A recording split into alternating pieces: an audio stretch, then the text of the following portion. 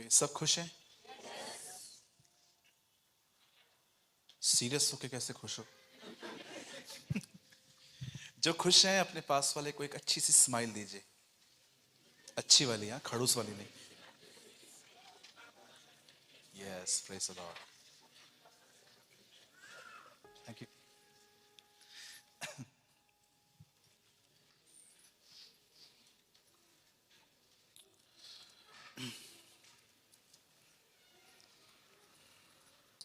कितने लोगों ने ये वचन सुना है कि प्रभु में सदा, आप जानते हैं, आनंद बाद में आया, पहले प्रभु आया। प्रभु में, उसे पहले ही बता दिया एक्चुअली प्रभु में ही आनंदित रह सकते हैं, right? The happiness of the world is reason to season. इस दुनिया की खुशी सिर्फ कुछ टाइम के लिए है और किसी वजह से है। मैं आपको खुश रहने की एक चाबी दूं? बहुत खुश रहोगे आप, इतने खुश रहोगे कि लोग जलेंगे आपसे। जानना चाहते हैं? सुनिए, सब जानने की कोशिश मत किया करो, you will be most happy. आप बहुत खुश रहोगे। मैं सब जानने की कोशिश नहीं करता हूं। मैंने देखा है जो सब जानते हैं ना, वो बहुत दुखी हैं, बड़े अपसेट रहते हैं वो लोग। Trust me. और मैंने देखा है बहुत सारी बहनें इन्फॉर्मर्स हैं, बहनें, स्पेशली बहनें। ये लोग तो ऐसे खुश होते हैं जैसे लोग कुछ करते ही नहीं है। लेकिन मैंने बहुत सारी बहनों को देखा है, they have a lot of informations. उसके घर में क्या हो रहा है, उसकी भाभी आई है, उसकी माँ ऐसी है, ये ऐसा है, वो ऐसा है। आपको खुश रहना है ना, सब चीजें जानने की कोशिश न करें। या डोंट वरी, बच्चे हैं वो तो करेंगे।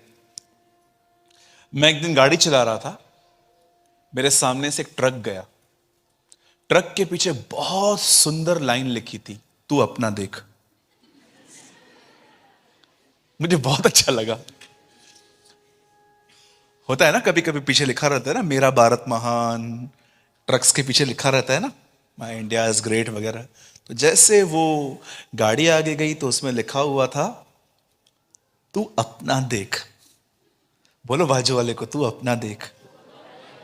हाँ, मैंने बहुत लोग देखे हैं, दे हैव अ डिजायर। उनको अच्छा लगता है कि मुझे पता चले कि उनके लाइफ में क्या है, फेसबुक पे इसने क्या डाला, इसने डीपी क्या रखी, वगैरह वगैरह। वॉचमैन की तरह सारा दिन, गोरखे होते ना, देखे होंगे ना आपने, वॉचमैन की तरह लगे हुए रहते देखने के लिए क्या क्या क्या क्या। एक दिन यीशु पतरस से मिला और यीशु ने पतरस को 35 साल के बाद वो कैसे मरने वाला है वो बता दिया कि जब तू जवान था, जहां जाना चाहता था जा सकता था, लेकिन जब तू बूढ़ा होगा तो तू जहां जाना चाहता है वहां नहीं जा पाएगा। लोग तेरे हाथों को बांध के, एक्चुअली जीसस ने उसको ये बता दिया कि वेटिकन में तू कैसे मरेगा। और बाइबल ऐसा बताती है कि पतरस ने उसे ये नहीं कहा, प्रभु मुझ पे दया करना कि मैं ये मौत सह सकूं। पतरस ने उससे कहा, ठीक है, अब मुझे ये बता, यूहन्ना का क्या होगा। यू नो, कुछ लोग है ना, अगर आप दुखी हो ना तो उनको मालूम है क्या लगता है कि आप भी उनके साथ दुखी होने चाहिए। फिर दूसरे की खुशी उनसे बर्दाश्त नहीं होती है कि मैं दुखी हूं, आप कैसे खुश हो। सोचो, आप जितनी मैरिड बहनें हैं, अगर आप बहुत दुखी हो और आपका पति हंस हंस के किससे बात कर रहा है, आप उसको कैसे देखते हो? You know, it's a tragedy. हम चाहते हैं कि अगर हम दुखी हैं तो हमारे साथ ये भी दुखी हो। आप ये क्यों लर्न नहीं करते कि वो खुश कैसे? Tell me. आप बहुत खुश रह सकते हो अपने लाइफ में, एक डिफरेंट पर्सन बन सकते हो। Just change your focus. शाऊल ये सोच के लड़ने नहीं गया कि मैं जाऊंगा तो मैं गोलियत से बचूंगा कैसे, लेकिन जब दाऊद लड़ने गया तो दाऊद ये सोच के गया, गोलियत खुदा से कैसे बचेगा। किसी के फोकस ने उसे कितना चेंज कर दिया। एलिया कहता है, एलिशा कहता है एलिया से, मुझे तेरा अभिषेक चाहिए, दुगना, डबल अनॉइंटिंग। जानते हो एलिया उसे क्या बोलता है? इट्स हार्ड, ये तो कठिन चीज है, लेकिन पॉसिबल हो सकती है। एक काम कर, व्हेन आई टेकन अप, मैं जब उठाया जाऊं मुझे देख लेना। अब जानते हो अभिषेक पाने से पहले एलिया ने उसे यह सिखाया, फोकस ऊपर रख। रीड इट, पढ़िए, मैं कोई डिफरेंट बातें नहीं बता रहा हूं, मैं वही बातें बता रहा हूं जो परमेश्वर के वचनों में लिखी गई हैं, सिर्फ मैंने राइट एंगल से पढ़ी है। आज लोग जानते हैं अभिषेक कैसे पाना चाहते हैं? हाथ रख दो। मैंने किसी को बोला हाथ रखूं, पैर रखूं, पूरा आ जाऊं, कुछ नहीं होगा, कुछ नहीं होगा। मैं एक दिन पंजाब में था, लोग मेरे पैर पड़ रहे थे। किसके पैर पड़ रहे हो? पैर पड़ रहे थे। मैं समझ गया, लोग प्रभु को नहीं जानते। पतरस के सामने जब कुरनेलियुस गिर गया तो पतरस ने उसको हाथ नहीं रखा, आयुष्मान भव। पतरस ने उसको बोला, उठ, क्या कर रहा है ये, मैं भी तेरे समान हूं। 95 की एज में यूहन्ना ये गलतियां कर रहा था, स्वर्गदूत के सामने झुक गया और स्वर्गदूत उसको कहता है, क्या कर रहा है? मैं भी तेरे समान परमेश्वर की आज्ञाओं को मानता हूं। लिफ्ट अप, परमेश्वर के सामने झुको, वो उसको कहता है। आपको किसी इंसान के सामने झुकने की जरूरत नहीं है, सिर्फ एक बात याद रखो, आपको एक ही के सामने झुकने की जरूरत है, परमेश्वर, ओनली गॉड।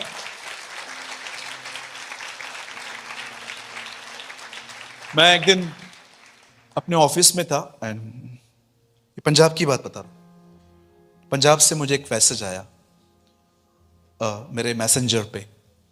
एक बहन है, आई थिंक 55-60 की होगी, उन्होंने मुझे मैसेज भेजा, एक फोटो भेजा। उन्होंने मुझे एक फोटो भेजा, लिखा था पापा जी। मैंने बोला पापा जी कौन?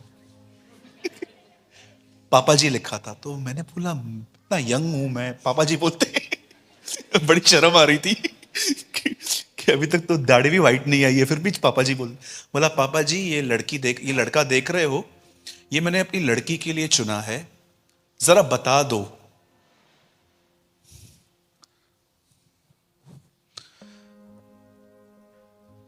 खुदा बदला है, मन नहीं बदला है। I was really upset. आप जानते हो मैं कभी भी किसको नहीं कहता हूं इससे शादी कर, इससे शादी कर, इससे मैरिज कर, उससे मैरिज कर। खुदा आपका दुश्मन बन जाएगा अगर आपने ये बातें की तो। अगर आपने लोगों से डिसीजंस देना स्टार्ट किए। मैं हमेशा लोगों से कहता हूं, मैं आपको सलाह देता हूं, उस सलाह को प्रभु के सामने रखो, अगर आपको शांति महसूस हो तो आगे बढ़ो, नहीं तो जानते क्या होगा, ये लड़ाई झगड़े करके आपके घर में आके बैठ जाएंगे, आपने कहा था। और याद रखना, people are so smart in these days, लोग इन दिनों में बड़े सयाने हैं। सक्सेस होने के बाद आए या ना आए, लेकिन फेल होने के बाद जरूर आपके पास आएंगे।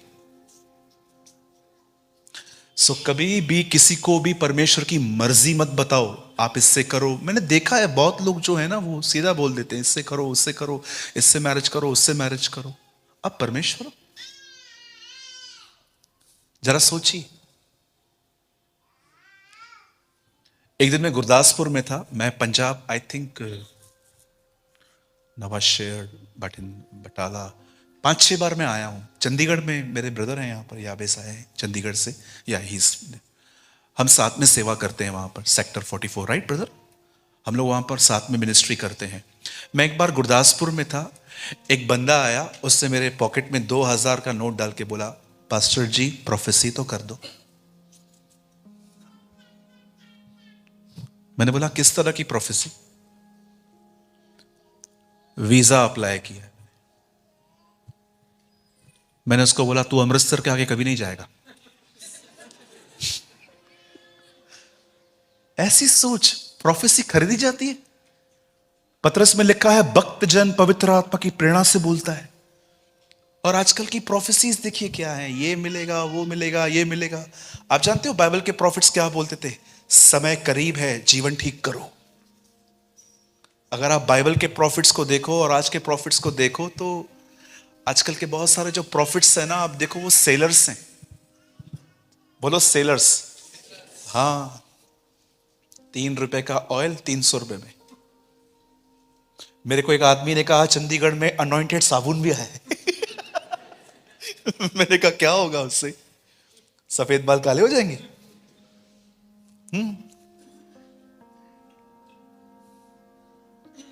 Stop all this nonsense. मैं आपको फिर से कहता हूं, आप एक सही कलीसिया में हो, ये कलीसिया कभी छोड़ना मत। हमेशा इस कलीसिया में बने रहना। आपको खुदा ने एक बहुत अच्छा व्यक्ति दिया है, बहुत अच्छा पास्टर दिया है जो आपको वचन में बनाए रहता है। बहुत बहुत डेंजर टाइम चालू है बाहर। मैं एक दिन एक चर्च में था, एक प्रॉफिट आया वहां पर, एंड लोगों की जिंदगी के बारे में कुछ न बताकर वो लोगों के नंबर्स बता रहे थे। आपका पीओ बॉक्स नंबर ये है, आपका नंबर ये है, आपका नंबर वो है। और लोग ये आप जानते हो आज की मसीहत में और उनकी मसीहत में क्या अंतर था?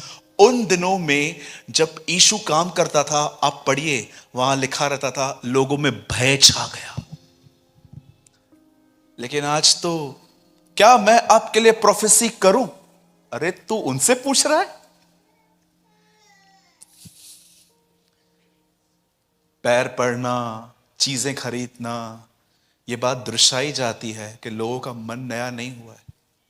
मेरे चर्च के अंदर, इन माय चर्च, अगर मेरे कलीसिया के में कोई व्यक्ति मेरे पैर पड़े ना, मैं दो डालूं उसको।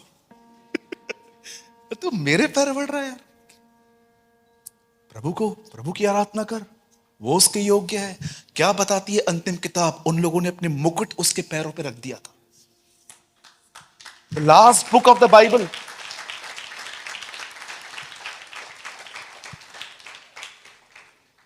कई लोग बोलते हैं ब्रदर आप इतना बोल्डली क्यों प्रेच करते हो? मैं उनको बोलता हूं देखो, दोबारा तो बुलाने वाले हैं नहीं। इससे अच्छा है सब बोल के निकल जाओ। लेकिन आपके पास्टर अच्छे हैं इसमें। आप जानते हैं फॉल्स प्रॉफिट की एक सबसे बड़ी निशानी क्या होती है? झूठे भविष्यवक्ताओं की एक साइन क्या होती है? आप कैसे पहचानोगे कि कौन फॉल्स है और कौन सच्चा है? जानना चाहते हो? पक्का?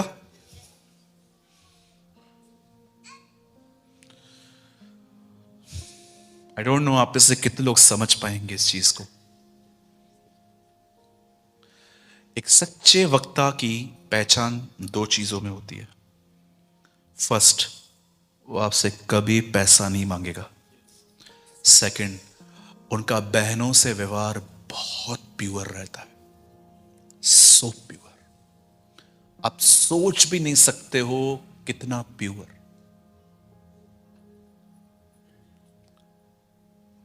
ये एक सच्चे वक्ता की निशानी होती है। पहली चीज, वो आपसे कभी पैसों की मांग नहीं करेंगे। उनका ध्यान कभी आपके ऑफरिंग में नहीं होगा, कभी भी नहीं। सेकंड थिंग, उनका बहनों के साथ व्यवहार बड़ा ही शुद्ध होता है। ये एक सच्चे पास्टर, एक सच्चे भविष्यवक्ता की निशानी होती है। समझ पा रहे हैं मेरी बातों को? जस्ट मेरे मन में आया, मैंने इसलिए आपको यह बात कही। ठीक है पास्टर जी, 1 o'clock तक? ओके ठीक है, चलिए सब यहीं पर हैं अभी? ध्यान दीजिए अब जो मैं कह रहा हूं। ओके, आवाज सबको आ रही है? डोंट वरी, स्टार्ट नहीं किया था मैंने, आई जस्ट टॉक कैजुअली। मैं आपसे बात कर रहा था, अब मैं स्टार्ट करना चाहता हूं। और मैं चाहता हूं कि बच्चों को भी आप में से सब लोग कंट्रोल करें, कोई आगे ना आए, कोई उठे नहीं। लास्ट अभी आने वाला 1 घंटा आप बड़े ध्यान से सुने। इट्स 12:10। मैं 15 मिनट आपको कुछ समझाना चाहता हूं, उसके बाद मेरे पास एक वर्ड है आप में से हर एक के लिए। ध्यान दीजिएगा। अभी मैंने अपने लाइफ में हमेशा एक जुनून रखा डे वन से, और मैंने परमेश्वर को धन्यवाद देता हूं कि यह जुनून मुझ में बना रहा। वो जुनून था यीशु को जानने का, उसकी लाइफ को समझने का, वो किस तरह से इस दुनिया में आके जीकर गया। क्योंकि मेरे लाइफ में बहुत सारे चैलेंजेस थे। काम करके सेवा करना बहुत डिफिकल्ट होता है, एक दुनिया से दूसरी दुनिया में आना। मुझे आज भी याद है कि 14-14 घंटा काम करने के बाद मैं चर्च में पास्टरी करता था। अब मैंने वो काम थोड़ा कम कर दिया है, मुझे खुदा ने अब सेवा में ज्यादा मोड़ दिया है। लेकिन कोई ऐसा टाइम था जब मैंने सीखा कि यीशु का जीवन क्या था। शायद मैं किसी और कलीसिया में न बता पाऊं, लेकिन मैं आपको अपने लोग होने के नाते बताना चाहता हूं। मैंने मत्ती, मरकुस, लूका, यूहन्ना, ये चारों किताबें कम से कम 400 बार पढ़ ली। सिर्फ ये 4 किताबें इतनी पढ़ ली कि मेरे पास इस तरह के 8 रजिस्टर्स बन गए। मैंने हर वो मुद्दा लिख के ले लिया जिस पर यीशु ने बात की। और मैंने क्या देखा कि यीशु ने अपने जीवन में 213 मुद्दों पर बात की। दीन बनो, नम्र बनो, तुम ज्योति हो। मैंने वो गिन लिए, और जहां कहीं भी यीशु ने 2 बार बात की, मैंने लिख लिया कि यीशु ने 2 बार बात की। और मैंने जब यीशु की लाइफ में एक बात पढ़ी जो आपको हिलाकर रख सकती है, वो बात मैंने ये बात देखी, यीशु के साथ कितना भी बुरा हो जाए उससे कोई फर्क नहीं पड़ता था। आपको पता है, उसके घर के लोग उसके लिए कहते थे इसका चिट ठिकाने पर नहीं है। आप मरकुस पढ़ के देखिए, एक वर्जन में ऐसा लिखा गया है, he is a crazy guy. ये थोड़ा पागल सा है, क्योंकि यीशु 30 साल के बाद अपने घर पे नहीं लौटा था। वो ट्रैवलर प्रीचर था। आपको मैं बताना चाहता हूं, जिसे आपकी एक प्रॉपर चर्च है, हमारी एक प्रॉपर चर्च है। यीशु को आप कभी भी किसी चर्च में एक जगह पे नहीं देख सकते थे। कभी बेथेस्दा, कभी खुराजीन, कभी गलील, कभी यरूशलेम, कभी यरीहो। वो अलग अलग जगहों पे ट्रैवलर प्रीचर था। मैं आपको बताना चाहता हूं, यीशु के जीवन में ऐसी बहुत सारी घटनाएं हुई। उसके परिवार ने उसके लिए ऐसा कहा, उसके चेले उसका मजाक उड़ाते थे। एक दिन यीशु को पथराव किया जाना था, यीशु वहां से चला गया, और कुछ टाइम के बाद यीशु फिर से कहता है वहां चल, वहां जाना है। और थोमा कहता है चलो मरने वालों के साथ मरने चले। वहां से भाग के आए हैं, वापस वहां लेके जा रहा है। लेकिन यीशु को इससे कोई फर्क नहीं पड़ा। उसे पता था कि वो चंद सिक्कों में बेच दिया जाएगा, पर उसे इस बात का फर्क नहीं पड़ा। एक व्यक्ति ने उससे कमिटमेंट की कि मैं हमेशा तेरे साथ रहूंगा, लेकिन उसने उसका इनकार किया। इससे भी उसको फर्क नहीं पड़ा। मैंने अमेजिंग थिंग ये देखी यीशु के जीवन में, उसकी मिनिस्ट्री, जानते हैं उसकी सेवकाई में सबसे अमेजिंग क्या बात देखी? मुझे नहीं पता है कि आप में से कितनों को नोटिस किया। सबसे ऑसम चीज थी उसकी स्थिरता, उसका स्थिर रहना। आज देखिए कितनी प्रॉब्लम्स हमें ड्राइव कर देती हैं, हमारा माइंड डिस्टर्ब हो जाता है। लेकिन कभी आपने नोटिस किया यीशु अपने दिनों में कितना स्थिर था? पर मैंने एक जगह बाइबल में ढूंढ ली आखिर, कि जब वो यीशु के साथ हुआ उसे फर्क पड़ा। ये क्यों हुआ? मैं आप में से बताना चाहता हूं, बाइबल ऐसा बताती है, एक रात उसे पकड़ा गया, वो अरेस्ट हुआ, और अरेस्ट होने के बाद वचन ऐसा कहता है कि उसे एक जगह पे रखा गया। इब्रानी में कुछ किल्यापूस कुछ लिखा गया है, वहां पर एक प्लेस पे वहां पर लिखा गया जहां पर उसके कपड़े उतार के उसका ड्रेस चेंज किया गया, उस पे थूका गया, उसे सरकंडे मारे गए, बहुत कुछ उसके साथ बुरा हुआ। और मैं आपको बताना चाहता हूं, उससे पहले यीशु ने कई बार यह प्रार्थना की, हे पिता ये प्याला हट जाए। मैंने किसी व्यक्ति से पूछा, जब यीशु ये कह रहा था कि ये प्याला हट जाए तो उसका अर्थ क्या है, तो उस व्यक्ति ने मुझे बताया कि यीशु एक्चुअली ये कह रहा था कि मुझे क्रॉस पे नहीं मरना है। मैं आप में से एक बात हर एक से पूछना चाहता हूं, शद्रक मेशक अबेदनगो उसके दास बड़ाई करते करते उसके लिए मरने को तैयार थे। क्या आपको लगता है उनका खुदा इतना कमजोर होगा? आज से बहुत साल पहले एक बहन को कुछ लोगों ने पकड़ा और कहा, बोल सीजर इज अवर किंग, केसर हमारा राजा है। उससे बोला, नहीं, जीसस इज माय लॉर्ड, यीशु मेरा प्रभु है। उन्होंने बोला, नहीं, अगर तुझे रोम में रहना है तो तुझे सीजर को एक्सेप्ट करना पड़ेगा, लाइफ में केसर को लेना पड़ेगा। आप जानते हो ना, केसर उनका सबसे बड़ा राजा होता है। उन दिनों में सिक्कों पे भी केसर होता था, जो यीशु ने कहा जो केसर का है वो केसर को दो, जो प्रभु का है जो प्रभु को दे दो। उस बहन को समुंदर में लेके गए और शाम को वहां पर खड़ा कर दिया उसको, यहां तक पानी आ गया था। उन्होंने उसको बोला, लास्ट चांस दे रहा हूं मैं, बोल सीजर इज अवर किंग। उससे बोला, नो, यीशु मेरा प्रभु है। उस बहन को मार डाला गया। मैं आप में से हर एक को बताना चाहता हूं, बहुत ध्यान दीजिएगा इस बात पे। बाइबल ऐसा बताती है, जब यीशु अरेस्ट हुआ और उससे पहले उसे प्रार्थना की थी।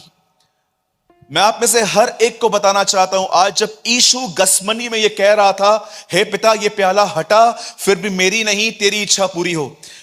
मैं हमेशा जब बाइबल को परचेस करता हूं ना, कहां से भी, तो मैं ऐसी बाइबल को परचेस करता हूं जहां पर लिखने के बाद भी 2-3 इंच खाली छोड़ा गया हो। फिर मैं वहां पर नोट्स बना लेता हूं अपने छोटे से। मैंने अपने पास एक बाइबल, मेरे पास एक बाइबल है जिसमें मैंने नोट्स लिखे और मैंने इस वचन के बाजू में ऐसा लिखा, यीशु ये कह रहा था, पिता मैं 1000 बार तेरे लिए मरने को तैयार हूं, पर मैं 6 घंटे तुझसे अलग होने के लिए तैयार नहीं हूं। That's he pray. वो जानता था कि जब वो क्रूज पे चढ़ेगा सारे संसार के पाप उसके ऊपर आ जाएंगे और वही पिता जिसने उसको प्रिय पुत्र कहा था वही उसको छोड़ देगा। वो ये प्रे कर रहा था, पिता मैं तैयार हूं, गालियां, थूके, मार, कीले, कोई बड़ी बात नहीं है, मैं 1000 बार तेरे लिए मरना सकता हूं, पर क्या कोई ऐसा रास्ता है कि मैं मरूं भी और तुझसे अलग ना हूं। और बाइबल ऐसा बताती है, जब वो क्रूज पे गया उससे पहली चीज वहां पर क्या कही, हे परमेश्वर, हे परमेश्वर, नॉट पिता, हे परमेश्वर तूने मुझे क्यों छोड़ दिया। आप जानते हैं पूरी लाइफ में उसे अगर किस बात पे फर्क पड़ा तो एक बात पे पड़ा, जब वो खुदा से अलग हुआ। मैं आप में से हर एक से एक बात पूछना चाहता हूं, यहां पर जितने भी लोग बैठे हैं, मैं आप में से हर एक से पूछना चाहता हूं, आपका परमेश्वर के साथ किस तरह का संबंध है? बहुत सारे लोगों का संबंध पास्टर से अच्छा रहता है, कलीसिया के लोगों से अच्छा रहता है, पर आज सवाल यह है, आपका खुदा के साथ कैसा संबंध है?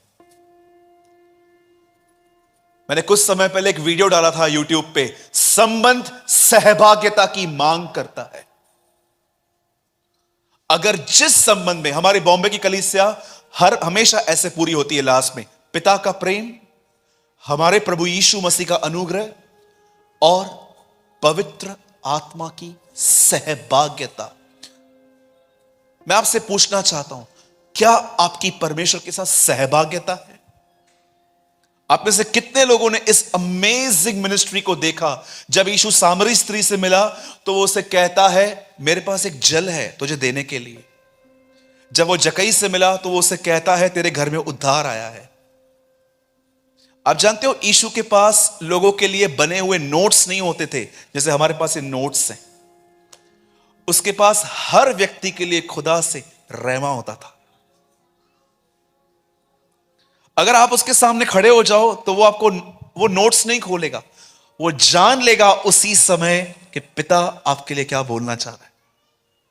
That's relationship. कितने लोग हैं, मैं आपसे एक सवाल पूछना चाहता हूं, यहां पर कितने लोग हैं जिनको यह महसूस होता है कि आप खुदा से ज्यादा आज भी लोगों से ही बातें करते रहते हो? होल डे चप्पड़ चप्पड़ चप्पड़ चप्पड़ चप्पड़ चप्पड़। टेल मी, बहुत सारे सेवक इन दिनों में पाप की वजह से नहीं, अधिक सेवा करने की वजह से बैकस्लाइड हो गए। ट्रस्ट मी, बॉम्बे की बात बता रहा हूं मैं। उसके घर में, इस चर्च में, उस चर्च में, इधर जाएंगे उधर जाएंगे, घोड़े पे घूमते रहते हैं। एक दिन प्रभु तुमसे घोड़ा ही खींच लेगा। Trust me.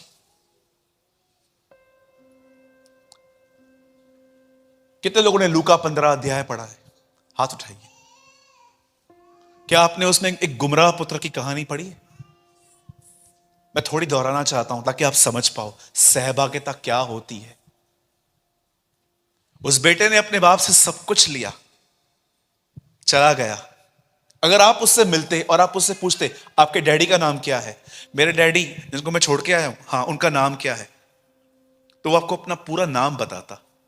और उसके बाद आप उससे पूछते वो आपके डैडी हैं अभी भी? हाँ मेरे डैडी हैं। आपका संबंध है उनके साथ? संबंध नहीं है, लेकिन मेरे डैडी है वो। संबंध क्यों नहीं है? मैं रहता ही नहीं हूं उनके साथ, मैं अलग रहता हूं उनके साथ, लेकिन डैडी हैं। हाँ बिल्कुल हैं। आप जानते हो बहुतों से पूछोगे ना आपका परमेश्वर कौन है? यीशु। संबंध है? संबंध नहीं है। हाँ वो मेरा बाप है, बस संबंध नहीं है। क्यों? क्योंकि संबंध जो है वो सहभागिता की मांग करता है। एक यहूदी को यह बात पता होती है। यिर्मयाह नबी की किताब में लिखा गया है, अगर तुम बंधुआई में भी चले जाओ तो यरूशलेम के लिए प्रार्थना करना कभी न छोड़ना। दानियल हमेशा अपने घर की खिड़की खोलकर यरूशलेम के लिए प्रार्थना करता था 3 बार दिन में, कि वो जानता था कि वो एक यहूदी है और उसे यरूशलेम की शांति के लिए हमेशा प्रार्थना करनी चाहिए। दानियल वो जानता था कि सहभागिता में संबंध है। अगर आप सच में चाहते हो कि आने वाले दिनों में परमेश्वर के साथ आपका एक संबंध हो, तो मैं आप में से हर एक को एक बात बताना चाहता हूं। आप में से जितने भी लोग हैं, लोगों से कम, खुदा से अधिक बात करो। कभी आपने इस चीज को जाना? लोगों से आधा घंटा, पौना घंटा, 1 घंटा बात करना कितना आसान है, पर खुदा के साथ कमरे में 15-20 मिनट बात करना कठिन क्यों है? Why it's so hard? मैं अपने कलीसिया में वर्शिप टीम को हमेशा कहता हूं, जो गीत आपने पर्सनली नहीं गाया है वो गीत कभी स्टेज पे गाने की कोशिश मत करना। ट्रस्ट मी, जो गीत आपने कभी पर्सनली प्रभु के साथ नहीं गाए। आपको पता है कितने लोग आजकल इन दिनों में वर्शिप कितनी प्रैक्टिस करते हैं? मैं कहता हूं रियल प्रैक्टिस ये नहीं है, रियल प्रैक्टिस है अकेले में खुदा के लिए गाना। That's practice. संबंध सहभागिता की मांग करता है। अगर मैं इस बहन की कंप्लेन इस बहन से कर दूं, तो जानते हो प्रभु क्या कहेगा? तू कंप्लेन कर रहा है। आप जानते हो लोगों की शिकायत लोगों से करना कंप्लेन है, पर लोगों की शिकायत खुदा से करना प्रेयर है। आप में से कितने लोगों ने यह लर्न किया? हमारी बेचारी मार्था जो सिस्टर है ना, बड़ी बदनाम है कलीसियाओं में। सब लोग मार्था में से माइनस पॉइंट निकाल के प्रचार करते हैं, मार्था ऐसे कर रही थी, मार्था ऐसे। मैं मार्था में से आपको एक बहुत अच्छी चीज बताऊं। जब उसको मरियम से प्रॉब्लम था तो वो कहां गई? यीशु के पास। क्या वो किसी और के पास गई? राइट पर्सन के पास गई, जो उसको समझा सकता था। उसने अपनी खड़े बाजू वाली सिस्टर को नहीं कहा, देख रहे हो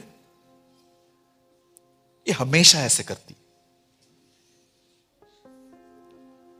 खुदा इसका लेखा लेगा। वो हमेशा वो सीधा राइट पर्सन के पास गई। अगर आपको अपने चर्च में किसी से दिक्कत है तो आपको किसके पास जाना चाहिए? पास्टर के पास। लेकिन सोचो अगर आप घर घर जाते हो तो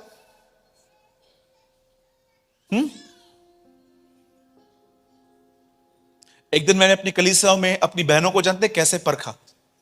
एक नई बहन को मैंने आगे बुलाया और मैंने कहा आप सब प्रे करो। और जब वो प्रे करने लग गई, सब पुरानी पुरानी बहनें,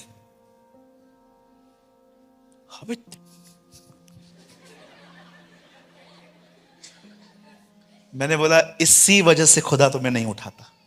ये कारण है, जलन होता है ना। एक बहन बाल स्ट्रेट करवा के बीच में आके बैठ जाए, सब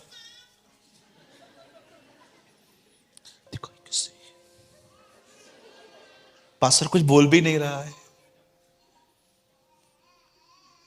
जब यीशु बहुत छोटे थे ना, मैं एबी की, जैसे पास्टर जी का लड़का है एबी, जब यीशु इतना छोटा था ना, बहुत छोटा, एक्चुअली सिर्फ 8 दिन का था। आप में से कितने लोग ये बात जानते हैं, किसी ने यीशु के लिए भी भविष्यवाणी की थी? Do you know? शिमोन नामक एक व्यक्ति था, उससे जानते हैं यीशु के लिए क्या भविष्यवाणी की थी? इस बालक की वजह से बहुतों के गुप्त विचार प्रकट हो जाएंगे। Because of this boy the thoughts will many will exposed.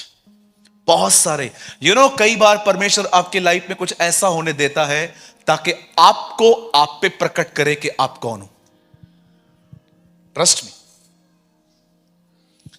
तो मेरे भाइयों, मेरी बहनों, मैं आपको सिर्फ इस सेकंड सेशन में थोड़ा काउंसलिंग देना चाह रहा हूं कि परमेश्वर के साथ जो है अधिक से अधिक बात करो, आप सामर्थी हो जाओगे। ट्रस्ट मी, आप इतने मजबूत हो जाओगे, इतने ताकतवर हो जाओगे। मैं आपको सच कहता हूं, आपके पहुंचने से पहले लोग चंगे हो जाएंगे।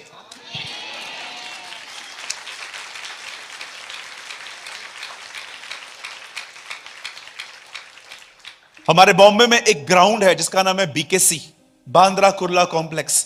2004 में बेनी हिन पास्टर जी वहां पर आए हुए थे। 3 दिन का क्रूसेड था। चौथे दिन एक औरत पहुंची थी, उसके पति के पूरे बदन पे फोड़ियां थी। जब चौथे दिन वो वहां पर आई, लोग तंबू बांध रहे थे और उसने पूछा आज मीटिंग नहीं है? बोला कल पूरी हो गई। तो जानते उस बहन ने क्या किया? अपने पति को नीचे उतारा, उस जमीन पे रखा, उसका पति चंगा हो गया। और मैं आपको बताना चाहता हूं, जब ये बात बेनिहिन को पता चली, बेनिहिन ने कहा मैं वहां से चला गया था पर परमेश्वर की सामर्थ वहीं थी। The power of God was there.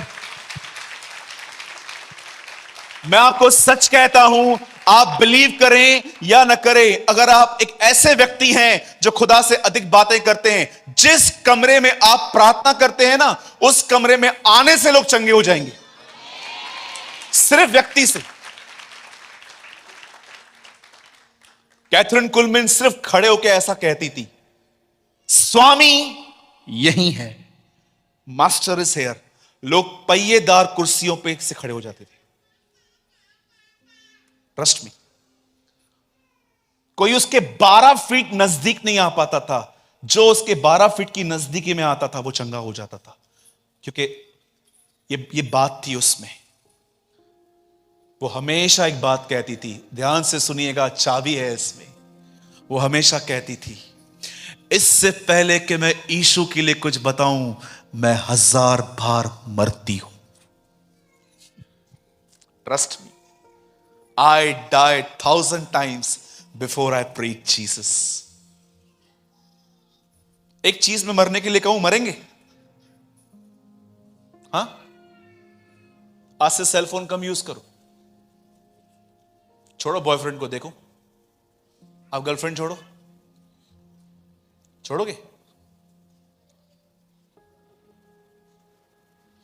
सब दानियल बनना चाहते हैं, सिंहों की मांग में जाने के लिए कोई तैयार नहीं है। सबको मूसा बनना है, इजरायलियों को संभालने के लिए कोई तैयार नहीं है। सबको यीशु की तरह बनना है, क्रूज पे चढ़ने के लिए कोई तैयार नहीं है। We need shortcuts. कभी कभी आपने देखा होगा, किसी जिम के बाहर लोग ऐसे पुतला लगाते हैं, ऐसा आपने देखा है कभी जिम के बाहर कि आ जाओ यहां पर और हम आपको बना देंगे? ये ऑटोमेटिकली नहीं होता। शॉर्टकट्स बंद कीजिए, हाथ रख दो, पैर रख दो, पूरे आ जाओ, कुछ नहीं होगा। अनॉइंटिंग को ढूंढना पड़ता है, अभिषेक को खोजना पड़ता है। यीशु के पीछे ये कबूतर ऐसे ही यर्दन पे नहीं आया, 30 साल वो पिता के साथ बना रहा था। याद रखिएगा, अगर आप अपने पास्टर की कोई चीज लर्न करना चाहते हैं तो एक चीज लर्न करो कि उनके ऊपर वह अभिषेक कैसे आया। एलिशा एलिया के पीछे नहीं था, एलिशा एलिया के अभिषेक के पीछे था। I want this type of anointing. मुझे कई लोग बोलते हैं, brother I am your fan. मैंने बोलता हूं ये फैन पड़ा है, ले जा, ये फैन ले जा। चढ़, क्या होगा किसका फैन बन के, क्या करोगे?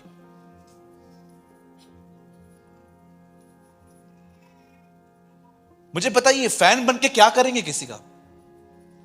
मुझे रत्ती भर खुशी नहीं होती है जब मुझे लोग बोलते हैं क्या प्रचार किया ब्रदर, जबरदस्त, प्रेमानी ब्रदर आ रहे हैं, क्या प्रचार। आपको मैं सच कहता हूं, मुझे रत्ती भर खुशी नहीं मिलती है।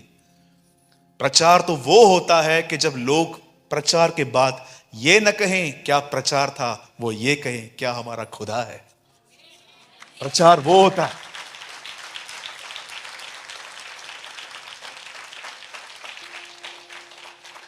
मैं आपको सच कहता हूं, इन दिनों में एक नया वर्ड आया है, I am your fan. Fan पे चढ़ जाओ, कुछ नहीं होगा। फैन बना के फैन बनो, ये बनो वो बनो, कुछ नहीं होगा। जानने की कोशिश करो उस व्यक्ति के पास ये चीज कहां से आई, कितनी देर वो दुआएं करते हैं, कितने देर वो प्रेयर में रहते हैं। किसी के डिवोशन को समझने की कोशिश कीजिए। मैं आपको एक सत्य घटना बताता हूं, बड़े ध्यान से सुनिएगा। मेरे कलीसिया में 2 भाई हैं, उन दोनों ने सेम डे पे बैप्टिज्म लिया था मुझसे। आज उनको मेरे कलीसिया में 6 साल हो गए हैं।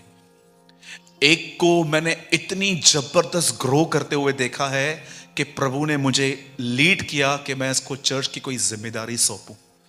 लेकिन एक आज भी मूर्खता के काम करते रहता है। जब मैं प्रभु से कभी कभी पूछता हूं, प्रभु इन लोगों ने सेम डे पर बैप्टिज्म लिया, सेम डे पर क्रिश्चियन जर्नी स्टार्ट की, ये इतना आगे ये इतना पीछे क्यों? तब मुझे खुदा कई बार कहता है, तू जानता है ये आगे क्यों है? क्योंकि इसने मुझे समझने के लिए छोटे छोटे निर्णय लिए। खाना कम कर दिया, नींद 1 घंटा कम कर दी, बोलना उसने कम कर दिया। कभी कभी आपने देखा है लोग खाते कैसे? ओ वाह वाह वाह, मैंने देखा है कई बार लोग ऐसा खाते हैं कि महीने भर मिलने वाला ही नहीं है। हाँ, एक चावल का पहाड़ बनाएंगे, ऊपर दाल डालेंगे, और लेकर आ और लेकर आ। मैं लास्ट टाइम जब पंजाब आया था, किसी भाई ने मुझे आलू की रोटी पे इतना मक्खन, इतना मक्खन, मैंने बोला रोटी खाऊं मक्खन खाऊं? इतना मक्खन देते जा रहे थे, देते जा रहे थे, देते जा रहे थे। तो मेरे साथ एक भाई थे, वो खाते जा रहा था, खाते जा रहा था, खाते जा रहा था।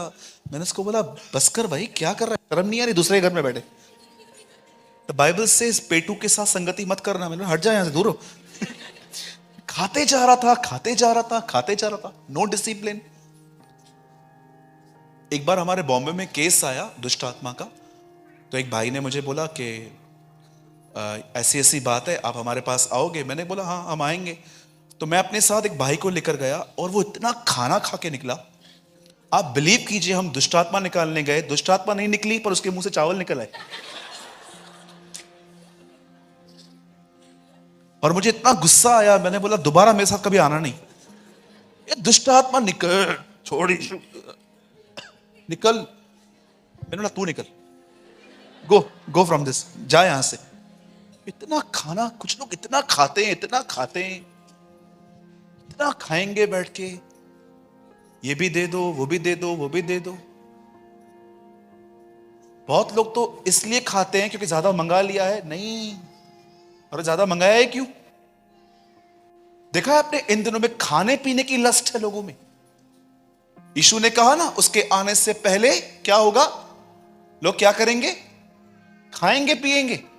उस भाई ने अपने जीवन में छोटे छोटे निर्णय लिए। याद रखिए इस चीज को, हमेशा आप बढ़ना चाहते हैं ना, प्रतिदिन छोटे छोटे निर्णय लीजिए, छोटे छोटे। आप उनको बाहर ले जा सकते हैं प्लीज? डिस्टर्ब हो रहा है, आप समझ रहे हैं मेरी बातों को? बोलो छोटे छोटे निर्णय। अगर आप प्रभु में बढ़ना चाहते हैं, आपको प्रतिदिन छोटे छोटे निर्णय लेने पड़ेंगे। आज वो भाई बहुत ग्रो कर रहा है, लेकिन उसने अपने लाइफ में, याद रखिए इस चीज को हमेशा, परमेश्वर अनुग्रह आपको नहीं देगा, परमेश्वर अनुग्रह आपके निर्णय को देगा।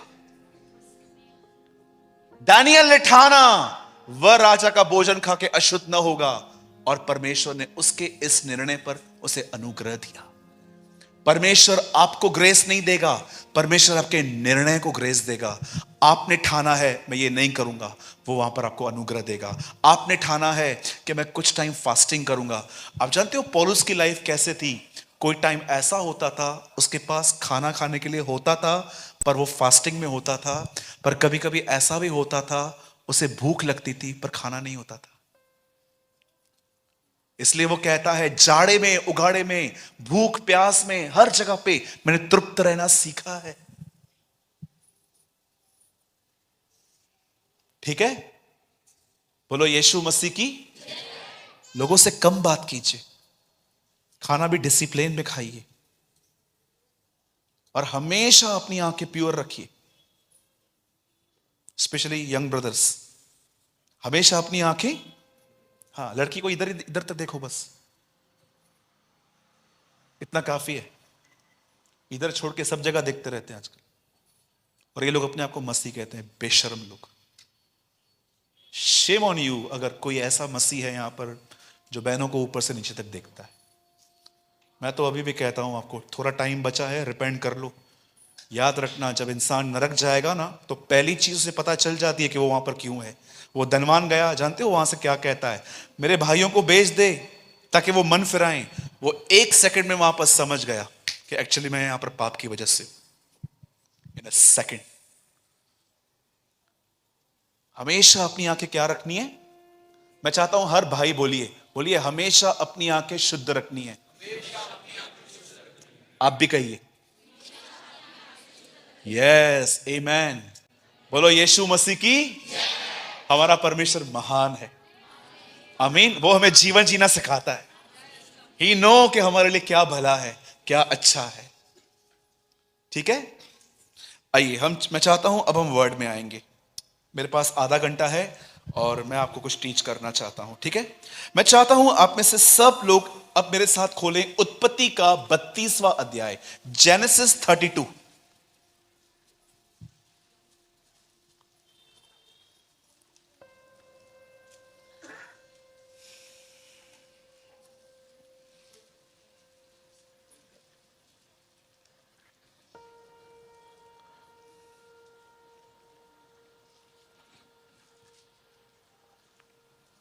Please open with me genesis 32।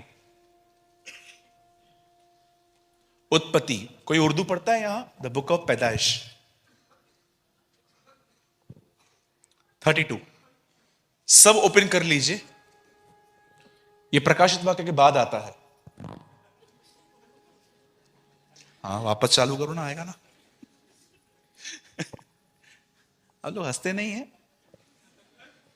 दुखी हैं? सब खुश है ना? yes.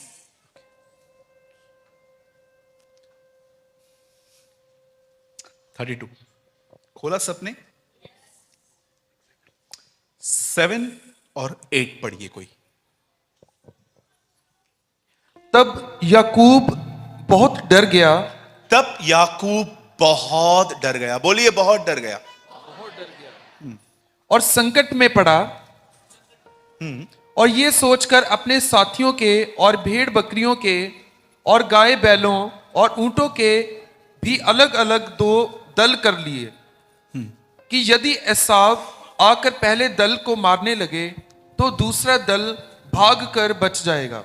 ओके, बाइबल के अंदर पहली बार ओवर थिंकिंग का प्रॉब्लम रिवील हुआ। आप जानते हैं इस बात को? अगर आप बाइबल के अंदर किसी ऐसे व्यक्ति को ढूंढना चाहते हैं जो बहुत सोचता था तो वो याकूब था। चलिए मैं स्टार्ट कर रहा हूं आपको एक्सप्लेन करना, और मैं चाहता हूं कृपया आप आधा घंटा बड़ा ध्यान दीजिए। बाइबल ऐसा बताती है इब्राहिम से इसहाक पैदा हुआ और इसहाक से 2 लोग पैदा हुए। एक का नाम था याकूब, एक का नाम था एसाव। और बाइबल ऐसा बताती है, बाइबल साफ कहती है याकूब नाम का मतलब होता है ग्रैबर। ग्रैबर का मतलब होता है अगर आपने उसे नहीं दिया तो वो आपसे छीन लेगा। एक और हिंदी वर्ड आता है चोर, लुटेरा। ये सब याकूब नाम के अर्थ हैं। मैं आपको बताना चाहता हूं जब रिबेका ट्विंस लेके चल रही थी दो जातियां थी, दो जुड़वा थे। अब जानते हो ये लोग अपने आप में लड़ते थे आपस में। इसे कहते हैं बॉर्न फाइटर, जन्म से लड़ाकू। याकूब उसे मारता था क्योंकि याकूब को पहले निकलना था। मैं आप में से हर एक को बताना चाहता हूं, हर जगह पर प्रॉब्लम वही लोग क्रिएट करते हैं जिनको बड़ा बनना है। जिनको छोटा बनना रहता है ना, वो कभी आपको प्रॉब्लम क्रिएट नहीं करेंगे। जिनको बड़ा बनना है ना, वो हमेशा प्रॉब्लम क्रिएट करेंगे। इसीलिए यीशु ने एक नया फॉर्मूला रखा, जो बड़ा बनना चाहता है वो छोटा बने पहले। अगर आप छोटे बन के बड़े नहीं हुए हैं तो आपके बड़प्पन में हमेशा आपको दिक्कतें आएंगी। लेकिन अगर आप छोटे बन के बड़े हुए हैं, आप नीचे आए हैं। आप देखिए फिलिप्पियों में लिखा गया है, यीशु खुदा की समानता में था पर वो मनुष्य बना, मनुष्य के बाद नौकर बना, और लास्ट में कुकर्मी के नाई बाइबल बताती है वो क्रूस पे मरा। यीशु को देखिए, वो हर तरह से डिक्लाइन हुआ, नीचे आया। कई जगहों पे अगर आप पूछेंगे कि उसका नाम क्या है तो कहेंगे जगत की ज्योति, जीवन की रोटी, मार्ग, सत्य, जीवन।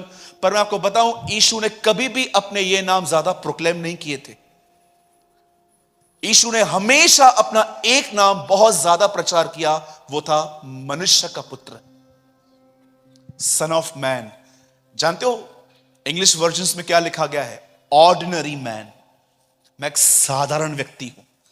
हम भी जानते हैं, आप भी जानते हो, सब जानते हैं वो ऑर्डिनरी नहीं था। यहां पर उसकी सच्ची अमीरी दिखती है। अमीर वो नहीं है जिसके पास बहुत पैसा, गाड़ियां और बंगलोस हैं। अमीर वो है जिसके पास ये सब कुछ है पर इस पे घमंड नहीं है। They are the true real rich people, जिनको घमंड नहीं है।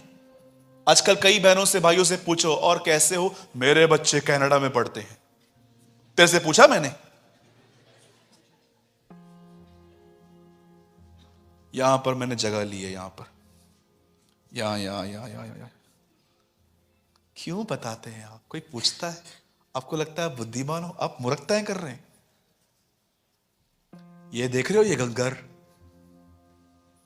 ये पहले इतना था।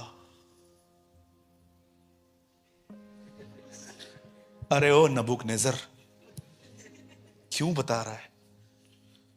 बहुत सारे जो लोग होते हैं ना, आप देखिए, उनसे आप पूछो भी नहीं, अपनी सफलताओं के बारे में बताते रहेंगे। आप याद रखिए, धनवान का स्वर्ग के राज्य में आना कठिन जानते क्यों है? क्योंकि उसको अपने धन पे घमंड है। धन प्रॉब्लम नहीं है, धन पे घमंड प्रॉब्लम है। आप में से कितने लोग ये बात जानते हैं, इंसान को स्मार्ट और इंटेलिजेंट कौन बनाता है? परमेश्वर बनाता है। पर क्यों यीशु ने कहा, पिता मैं धन्यवाद करता हूं क्योंकि तूने ज्ञानी और समझदारों से ये बातें छुपा के रखी। क्या प्रॉब्लम है? प्रभु, ज्ञानी और समझदार भी तो आपने ही बनाया है। यस, मैंने बनाया है, लेकिन मैंने उन पे घमंड नहीं दिया था तुझे। जब परमेश्वर देखता है ना कि एक आदमी में स्पिरिचुअल प्राइड आ गया है। मैंने बहुत लोगों को देखा है जो खुद गुस्सा नहीं करते हैं, लेकिन जब उनके सामने कोई गुस्सा कर देना, मन ही मन से तुच्छ जानते हैं, इसको तो कुछ आता ही नहीं है। मेरे भाई, 100 फुट के गुस्से के खड्डे से निकल के तू 1000 फीट के घमंड के खड्डे में जाके गिरा है। यीशु ने कहा, धन्य हो तुम जब तुम तृप्त किए जाओ। और जानते हो उसके बाद क्या लिखा है? धन्य है वे जो दयावंत हैं। इट मींस जब तुम खुद तृप्त हो जाओ तो दूसरों के साथ दया से व्यवहार करना। कई बार ऐसा होता है, आपने देखा होगा। बाइबल ऐसा बताती है, याकूब बड़ा बनना चाह रहा था, और जैसे वचन कहता है ये उसकी ख्वाहिश पूरी नहीं हुई। जैसे वो बाहर निकला, वो सेकंड आया बाहर। पहला उसका भाई एसाव आया। उन दिनों में बड़े बेटे को कुछ हक होते थे, अधिकार होते थे। बाप की प्रॉपर्टी के बाद सब कुछ चाबियां उसके पास रहती थी। याकूब एक दिन ये सब बातें जानने के बाद अपने भाई को उससे ठग लिया। उसके भाई को इन चीजों की वैल्यूज नहीं पता थी। और बाइबल बताती है, एक दिन ऐसा हुआ कि एसाव बड़ा भूखा प्यासा घर पे आया, और याकूब ने उससे कहा, मैंने कुछ बनाया है, यू वांट टू ईट? तुझे चाहिए खाने के लिए? बोलता है, हां मुझे चाहिए। अपने पहलोटेपन का अधिकार मुझे दे दे। और बाइबल ऐसा बताती है, listen to me very carefully, अगर बाइबल के अंदर ऐसे दो लोग अगर आपको मैं ढूंढने के लिए कहूं कि ढूंढो किन्हें पश्चाताप करने का मौका नहीं मिला, तो मैं आपको बताना चाहता हूं, एक है शैतान और दूसरा है एसाव। इन दोनों को कभी पश्चाताप करने का मौका नहीं मिला। यूहन्ना की इंजील में यीशु कहता है इस संसार का शासक दोषी ठहराया गया है। आप जानते हो एक शैतान ही है जिसके लिए प्रभु ने कहा वो दोषी ठहर चुका है, दैट्स इट, खत्म। और एक दूसरा व्यक्ति है जिसे बाइबल बताती है एसाव, आंसू बहाने पर भी वचन कहता है उसको मन फिराव का मौका नहीं मिला। सारी बाइबल में यह बात लिखी गई है, मैंने एसाव को अप्रिय जाना, अनलव्ड। इंग्लिश में लिखा गया है अनलव्ड, एक ऐसा व्यक्ति जिससे प्रेम नहीं किया जा सकता। वचन कहता है जब एसाव ने अपना पहलोठापन उसको दे दिया, याकूब को पता था कल न परसों इसकी आंखें खुलेंगी और ये मुझ पे मारेगा। और जानते हो इस घर के अंदर इतने कंफ्यूजन हैं। आप देखिए, इसहाक को पसंद है एसाव, रेबेका को पसंद है याकूब। आप जानते हैं अपने घर के माहौल को खराब करने का सबसे अच्छा तरीका रहता है पक्षपात करना। पक्षपात, पार्शियलिटी। मैंने बहुत सारे घरों में देखा है पार्शियलिटी बहुत होती है, इवन कलीसियाओं में भी देखा है। अमीर को बहुत अच्छी जगह मिलती है, गरीब सड़ता रहता है। पढ़े लिखे लोग पढ़े लिखों से ही बात करते हैं कलीसिया में, इलिटरेट लोगों से बात नहीं करते। यह बात अभी की नहीं है। याकूब अपनी पत्री में कहता है कोई तुम्हारे बीच में अच्छे कपड़े पहन के आता है तो बोलते हो चेयर पे बैठो, और कोई गंदे कपड़े पहन के आता है तो बोलता है नीचे बैठो। तो क्या तुम पार्शियलिटी नहीं करते? मैं अपने कलीसिया में बहुत बार सबसे पहले उन लोगों से बात नहीं करता जो बहुत ही मेरे साथ फेथफुल और रिच हैं। मैं कई बार अपने कलीसिया में उन लोगों से बात करता हूं जो बेचारे देहात से आते हैं, देहाती, जिन्हें पढ़ना लिखना, जिनको अंगूठा करने के लिए आता है। मैं उनसे जाके मिलता हूं। मुझे कई बार परमेश्वर कहता है इनसे मत मिल, पहले उनसे मिल। सुना है ना आपने इब्राहिम, इसहाक और याकूब का परमेश्वर। कितने लोगों ने यशाया में यह सुना है, अनाथ, विधवाएं और परदेशियों का परमेश्वर, the God of widows, orphans and foreigners. कई बार मैंने देखा है हमारे बॉम्बे में जब बेचारे बाहर से लोग आते हैं ना, यूपी से, गरीबी में बेचारे जॉब करने के लिए आते हैं, उनके साथ इतना गंदा व्यवहार करते हैं, ठगते हैं। 50 रुपए का वो रिचार्ज करवाने के लिए जाते हैं, उनको 20 रुपए का बैलेंस डाल के उनको बोलते हैं हो गया। याद रखिएगा, अगर कोई आपसे कम लाइफस्टाइल जीता है और अगर आप उसके साथ गलत कर रहे हो तो मैं आपको बताना चाहता हूं यह आपको भारी पड़ सकता है। याकूब कहता है जिन लोगों की मजदूरी तुमने रख ली है उनकी दुहाई सेनाओं के प्रभु तक पहुंच गई है। मैं कई बार जब देखता हूं कि मुझसे कोई कम व्यक्ति है जो मुझसे कम लाइफस्टाइल जीता है और वो मुझे ऑफरिंग दे रहा है, आप बिलीव कीजिए वो ऑफरिंग मैं खुद पे खर्च नहीं कर पाता हूं। मैं सोचता हूं प्रभु बेचारे इतने गरीब हैं, उन्होंने मुझे दिया है, मैं चर्च में डाल देता हूं। मैं बोलता हूं नहीं प्रभु, जब ये इतने नीचे गए हैं तो मुझे कितना जाना चाहिए। Trust me. यही रीजन था कि यीशु कई बार विधवाओं की उन ऑफरिंग को प्रेस करता था कि उन्होंने सबसे बढ़कर दिया, पर इन्होंने अपना जो था सब डाल दिया। आप जानते हैं याकूब जानता था कि प्रॉब्लम होगा और वो अपने बाप के पास जाके कहता है पप्पा, यस सन, ब्लेस मी। तू कौन है? मैं एसाव हूं। नहीं, तू याकूब लग रहा है। नो नो नो नो, मैं एसाव हूं। वो भी उन दिनों में धुंधला सा उसको दिखता था और उसने अपने भाई को चीट किया। अब देखो बाप को चीट किया। बाप को चीट करने के बाद अब ये आया है अपने मामा लाबान के पास। बोलिए लाबान, मेरे पीछे बोलिए, अगर मैं याकूब हूं तो खुदा मुझे लाबान से भी मिलवाएगा। अगर आप चीटर हो ना, खुदा आपको आपसे बड़े चीटर से मिलवाएगा, क्योंकि प्रभु जानता है कौन कैसे सुधरेगा। ये उसका चीटर था, ये ऐसा था। इसने, अब इस बंदे को किससे प्यार हो गया? बोलो प्यार हो गया। हाँ, इसको एक लड़की से प्यार हो गया, उसका नाम था राहेल, रेचल। अपने मामा को बोलता है, मामा, बोलता है क्या हुआ? मुझे तो ये लड़की चाहिए। मामा ने बोला ठीक है, 7 साल काम कर। 7 साल लड़की के लिए काम किया। भाइयों, शर्म आनी चाहिए उसको। जॉब करता, कुछ बन जाता। कभी मत करना ये गलतियां। पाने लड़की को पाने के लिए 7 साल, सो फुलिश। 7 साल काम किया। और उसका मामा भी इतना शाना था, मैं आपको बताना चाहता हूं। उसकी शादी मालूम है कभी कराई? रात को। बाइबल की पहली शादी है ये, रात को हुई। रात को इतना मोटा घूंघट लड़की पे डाल के दे दिया। और जब सुबह उठा तो उसने क्या देखा, ये तो कोई और है। ये लिया थी, धुंधली सी दिखती थी। इसे कहते हैं दिखा के हॉलीवुड दिया बॉलीवुड। आपको पता है उसने उसको दिखा के क्या किया? अगले दिन वो हैरान हो गया, मामा ये तूने मेरे साथ क्या कर दिया? मामा बोलता है क्या हुआ, फिर क्या चाहिए? मुझे राहेल चाहिए। और 7 साल काम कर। वहां पर एक बहुत सुंदर लाइन लिखी है, राहेल के प्यार में याकूब को 7 साल भी छोटे लगे। जो यीशु से प्यार करते हैं ना, उनको अनंत जीवन भी छोटा पड़ने वाला है। वो जो हमेशा की जिंदगी है, उनको वो भी छोटी लगेगी जो उससे प्यार करते हैं। अब 7 साल और काम किए। अब जानिए, अब याकूब के पास 2 बीवियां हैं। बोलो 2 बीवियां। मैं भाइयों से कहना चाहता हूं, आपकी एक ही होनी चाहिए। आप चुप रहिएगा, मुझे इनसे कोई कन्फेशन करवाने दो। बोलिए, अपनी अपनी पत्नी से प्रेम करो। देखो निकल रहा है, किसके मुंह से नहीं निकल रहा है? जोर से बोलिए। जो नहीं बोल रहे हैं, कुछ तो खोट है। लिखा है अपनी अपनी पत्नी से प्रेम करो। इसके बाद 2 हैं, 2 वाइफ्स। आप में से कितने लोग ये बात जानते हैं? इस 2 वाइफ में से उसको 12 बच्चे थे।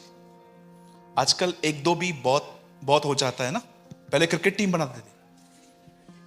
एक भाई आया मेरे पास, ब्रदर मैं कितने बच्चे पैदा करूं? मैंने बोला वो उत्पत्ति में लिखा है ना, फलो फूलो, ये तेरे लिए नहीं है। वो आदम के लिए था, वो एक अलग स्टेट थी। अब तू उतने ले जितनी तेरी हैसियत है। उन दिनों में क्रिकेट टीम बनाते थे, फुटबॉल टीम बनाते थे। 12-12 बच्चे, 15-15 बच्चे, 20-20 बच्चे होते थे। अब इस आदमी ने 12 बच्चे पैदा कर दिए। उस 12 बच्चों में सबसे याकूब का प्रिय था यूसुफ। क्यों यूसुफ उसका प्रिय था? क्योंकि यूसुफ पहला बच्चा था जो उसको राहेल से पैदा हुआ था। अब आराम से पढ़ के देखिएगा, पहले के 10 बच्चे उसे लिया से हुए थे, लेकिन राहेल से उसका पहला बच्चा पैदा हुआ, वो यूसुफ था। इसीलिए उसकी जो फेवरेट वाइफ से पैदा हुआ, उसको वो बड़ा प्रिय था। और आप जानते हैं, अब 12 बच्चों को, 2 बीवियों को, दास दासियों को लेकर जब वो वापस अपने गांव की तरफ जा रहा था, तब लिखा है उसे एक खबर मिलती है। और उस खबर में उसे पता चलता है कि उसका भाई उससे मिलने के लिए आ रहा है। उसे बड़ा डर लगा। 20 साल हो गए घटना को। 20 साल के बाद उसे घटना याद आ रही है कि अब मैं मार खाऊंगा, अब मैं छोड़ा नहीं जाऊंगा। तब जानते वो क्या करता है? 2 ग्रुप बनाता है। आगे अपनी वाइफ को रखता है, पीछे खुद को लिए आता है, और वो कहता है अगर पहले झुंड पे हमला हो रहा है तो मैं भाग जाऊंगा। वहां पर जानते क्या लिखा है? याकूब अत्यंत बड़ा सोचकर, डर कर घबरा गया। मैं आपको बताना चाहता हूं, यहां पर ध्यान दीजिएगा जो मैं आपको समझा रहा हूं, it's very important for you. मुझे नहीं पता है कि फिर खुदा कब मुझे यहां ले आए, लेकिन आज इस बात को समझिए। आप जानते हैं, जब आगे चल के एसाव उससे मिला, तो एसाव ने उसे कुछ भी नहीं किया। एसाव ने उसे गले लगाया, उसे चूमा, उसे क्षमा किया। अब मुझे बताइए, यहां पर जो लिखा गया है डर, बहुत सोचना, लेकिन आगे क्या हुआ? कुछ अलग ही बात हुई। मेरे भाइयों, मेरी बहनों, इस बात को याद रखना। मैं सिर्फ इस बात को समझाने के लिए आपको इतना पीछे से लेकर आया हूं। आपकी सबसे बड़ी प्रॉब्लम बाहर नहीं है, आपकी सबसे बड़ी प्रॉब्लम है अधिक सोचना। कई सारे लोग जो हैं, उनको यह बात समझ में नहीं आती है कि आपका सबसे बड़ा प्रॉब्लम जानते क्या है? आपकी सोच। कुछ लोग जो रहते हैं ना, सारा दिन उनका दिमाग चलता ही रहता है। Whole day thinking thinking thinking thinking, सोचना सोचना सोचना। अब हमारे बॉम्बे के रास्तों पे आइए, कभी कभी लोग बीच में से चलते हैं, उनको हॉर्न दे दे के आप थक जाओगे, हटो हटो हटो, उनको हॉर्न नहीं सुनाई देता। जानते हो क्यों? क्योंकि उनका दिमाग कहीं और बिजी है। चिता मुर्दे को जलाती है, चिंता चिंता जिंदा को जलाती है। मैं आप में से हर एक से पूछना चाहता हूं, जितने भी लोग यहां पर बैठे हैं, क्या सोचते रहते हैं आप सारा दिन? ये आदमी क्या सोच रहा है? मैं मार खाऊंगा, मैं पिटूंगा, मुझसे बदला लिया जाएगा। कुछ नहीं हो रहा है ऐसा। परमेश्वर ने उसके लिए सब कुछ बदल दिया। कई बार आप देखिए, हम क्या क्या सोचते रहते हैं। मेरे पति का किसी के साथ अफेयर तो नहीं है, अरे ये तो नहीं है, अरे ये हो गया तो, ये हो गया तो। मैंने देखा है बहुत सारी दवाइयां जो आपके घर में पड़ी हुई है ना, वो सिर्फ आपके सोचने के कारण है। सोच सोच सोच सोच। विलाप गीत में लिखा है, मैं सोती थी पर मेरा मन जाग रहा था। आप जरा सोचिए, क्या आपने इस प्रॉब्लम के साथ डील की है? क्यों आपको इतने अननेसेसरी थॉट्स आते हैं, इतने ख्याल आते हैं? हमारे बॉम्बे में एक लड़की को किसी ने मजाक मजाक में बोल दिया, तुझे कुछ सब्जेक्ट में केटी लगेगी, तू इसमें फेल हो जाएगी। इस बात को सोच के वो इतना हैवी हो गई कि मैं फेल हो जाऊंगी, मेरी जो सहेलियां हैं वो नेक्स्ट स्टैंडर्ड में चली जाएंगी, मैं फेल हो जाऊंगी, मैं यहां पर बैठूंगी। उस लड़की का रिजल्ट आने वाला था, रिजल्ट के 6 घंटा पहले उसे सुसाइड किया, और जब रिजल्ट आया तो वो पास हुई थी। Trust me. यीशु ने कहा, यह मत कहना क्या खाएंगे, क्या पिएंगे, क्या पहनेंगे। मैंने देखा है आजकल लोग है ना, एक झूठी स्माइल लेके मुंह पे चल रहे हैं, इनसाइड डिस्टर्ब है। सारा दिन अपने घर में किसी के व्यवहार को देखते रहते हैं, ये कब सुधरेगा, ये कब सुधरेगा, ये कब सुधरेगा, ये कब सुधरेगा, ये कब सुधरेगा। अरे आपके फोकस करने से वो थोड़े सुधरने वाला है। मैंने देखा है बहुत सारे घरों के अंदर उनका फोकस ही गलत है। याकूब अत्यंत सोचकर, डर कर, लिखा है वो डर गया। आप जानते हो, इन दिनों में हमारी सबसे बड़ी प्रॉब्लम गरीबी नहीं है, इन दिनों में हमारी सबसे बड़ी प्रॉब्लम बीमारी नहीं है, इन दिनों में हमारी सबसे बड़ी प्रॉब्लम है अधिक सोचना। इस चीज की वजह से कितने लोग खत्म हो गए। फेमस लोगों ने सुसाइड किया बॉम्बे में, सिर्फ अधिक सोचने की वजह से। होल डे चलता रहता है, चलता रहता है। 28 की हो रही है, 29 की हो रही है, 30 की हो रही है, कब होगी शादी, ये होगा वो होगा। मैं आप में से हर एक को एक बात समझाना चाहता हूं। मुझे नहीं पता है आप में से कितने लोग ये बात समझ पाएंगे कि नहीं। आप जानते हो, जब दाऊद लड़ने के लिए गया गोलियत से, तो वो क्या बोल के गया? ये खतना रहित पलिश्ती हमसे लड़ेगा। खतना रहित का मतलब क्या होता है? इब्राहिम के खानदान में जब कोई लड़का पैदा होता था तो उसका खतना होता था, और उस खतने की वजह से वो वाचा से बन जाता था। वो कहता है ये खतना रहित, इसके साथ कोई वाचा ही नहीं है, और ये हमसे लड़ेगा जिसके साथ वाचा बंधी हुई है। दाऊद अपने बलबूते पे नहीं गया लड़ने के लिए, दाऊद वाचा के बल पे लड़ने के लिए गया कि हम जानते हैं कि खुदा हमारे साथ है। आगे चल के एक राजा आता है, वो परमेश्वर से कहता है प्रभु मैं लड़ने के लिए जाऊं। परमेश्वर कहता है जा, तू जीतेगा, लेकिन याद रखना ये कृपा मैं इसलिए कर रहा हूं क्योंकि आज से 500 साल पहले एक व्यक्ति था जो इन दिनों में कब्र में सोया हुआ है, मैं उसकी वजह से अपनी वाचा का पालन करूंगा तुझसे। दाऊद। अरे हम वो लोग हैं जो प्रभु भोज लेते हैं, हम उसकी वाचा के बागी लोग हैं, हमने उसके नाम का बपतिस्मा लिया है, और हम इतना सोचते हैं ये क्या होगा, वो क्या होगा, ये क्या होगा, वो क्या होगा। आप में से कितने लोगों ने बाइबल का पहली आयत पढ़ी है? इब्राहिम की संतान, दाऊद की संतान, यीशु मसीह की वंशावली। आप जानते हो नया नियम इन 3 लोगों से शुरू होता है। इब्राहिम जो कहता है मैं और ये लड़का जा रहे हैं और वापस आएंगे, वो जानता था ये नहीं मरेगा, खुदा इसे मुर्दों में से जिला सकता है। दाऊद लड़ने से पहले कहता है वह खतना रहित मुझे क्या कर पाएगा, और यीशु अपने मरने से पहले कहता है मैं मरूंगा परंतु जी उठूंगा। बाइबल ऐसे लोगों से शुरुआत होती है जो विश्वास से जीते थे। They live by faith.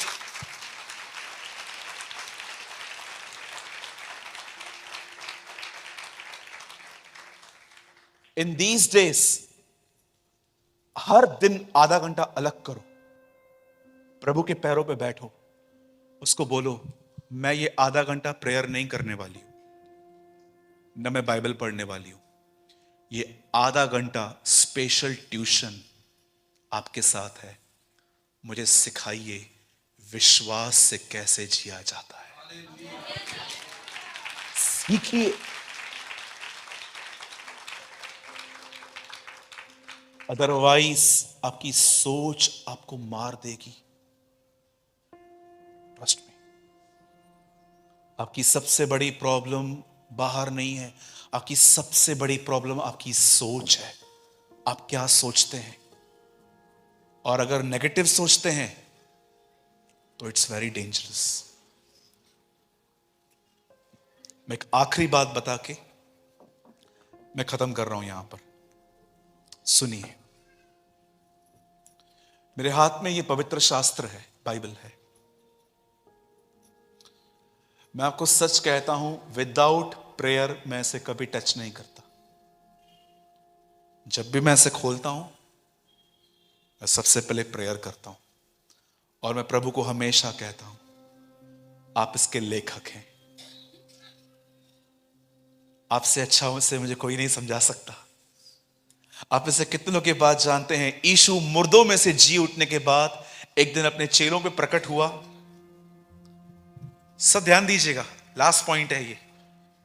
यीशु मुर्दों में से जी उठने के बाद अपने चेलों पे प्रकट हुआ, इमाउस के मार्ग पे। और जानते हो वहां पर क्या लिखा गया है? यीशु ने उनकी आंखें बंद कर रखी थी,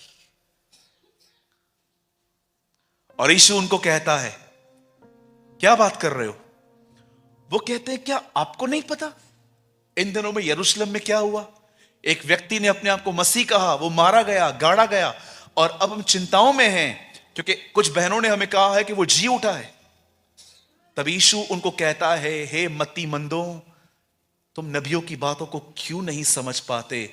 उसके बाद लिखा है, यीशु ने भजन संहिता, मूसा की किताबें और नबियों की किताबें में जो कुछ लिखा था वो उनको समझा दिया। मैं आप में से हर एक से एक सवाल पूछना चाहता हूं। जब यीशु उन्हें वचन समझा रहा था, तब यीशु ने उनकी आंखें क्यों बंद रखी थी?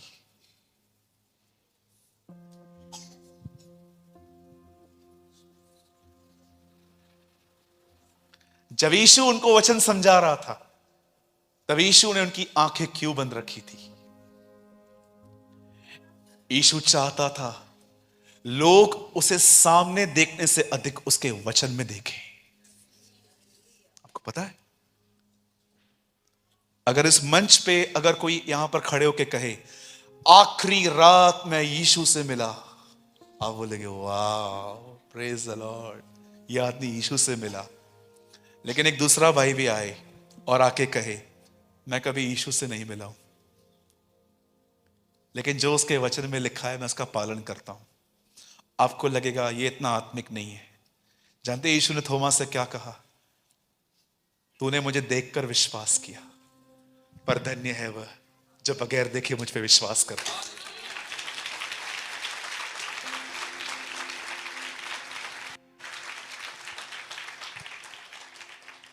मैं इस बात को कैंसिल नहीं कर रहा हूं कि हमें यीशु को नहीं देखना चाहिए, पर कितने लोग हैं जो यीशु को वचनों में देख पाते हैं?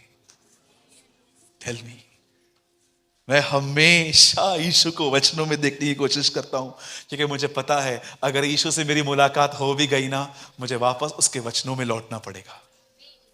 उस दिन जब यीशु उनसे मिला, तब यीशु ने उनकी आंखें जानते क्यों बंद की? क्योंकि यीशु जानता था अगर मैं इनकी आंखें खोलूंगा तो ये वचनों को नहीं समझेंगे, ये सिर्फ मुझे देखते रहेंगे, और मैं जो समझाना चाहता हूं वो ये नहीं कर पाएंगे। इसलिए यीशु ने उनकी आंखें बंद की ताकि वो वचन को समझ पाएं। मैं आप में से हर एक को जो इन दिनों में ओवर थिंकिंग के प्रॉब्लम से, अधिक सोचने की तकलीफ से गुजर रहा है, मैं आप में से हर एक को एक सलाह देता हूं। मैं आज्ञा नहीं देता, क्योंकि आज्ञा से परमेश्वर दे सकता है। मैं आपको एक सलाह देता हूं, be a diligent student of the Bible. Bible के एक अच्छे विद्यार्थी बनिए।